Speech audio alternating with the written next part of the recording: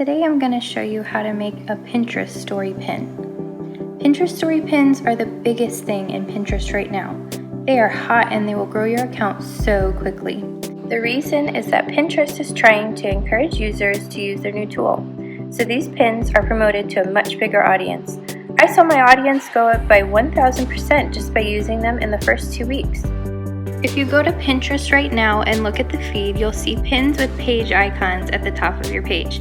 These pins are getting more views and more reach than regular pins, and you should totally take advantage of that. I am a new blogger and new to Pinterest, and story pins have changed the game for me. I'm getting views, repins, and even new followers every day, and you can too. Here are my beginner steps to using story pins. The first one is just try one. Try one out and see how it goes. You might not love how your first story pin turns out, but you'll understand how it works and you can always go and delete it later.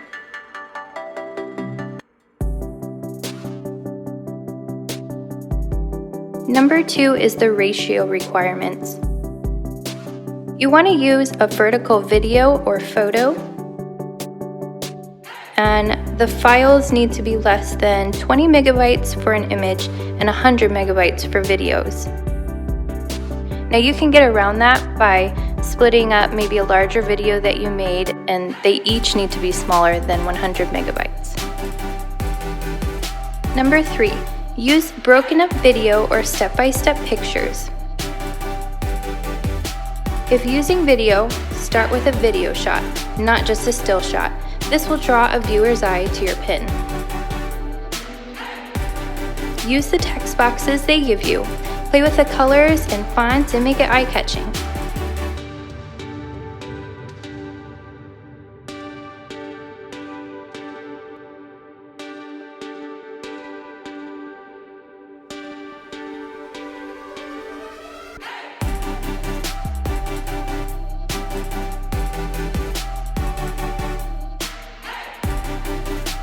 Number 4, post one story pin per day. I'm a food blogger, and I'm going through and remaking my old pins into story pins one at a time.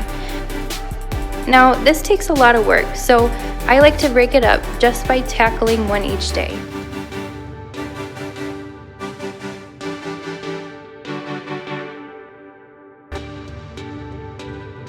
And finally, number 5, Pinterest won't let you link to your website.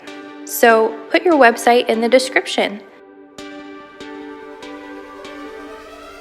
I like to give the ingredients to my recipe and say, to get a full recipe, follow the link I provide.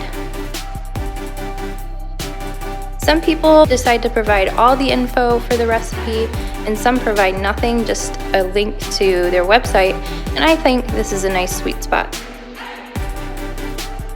Now you can do it. My biggest advice is to just get out there and try your first one.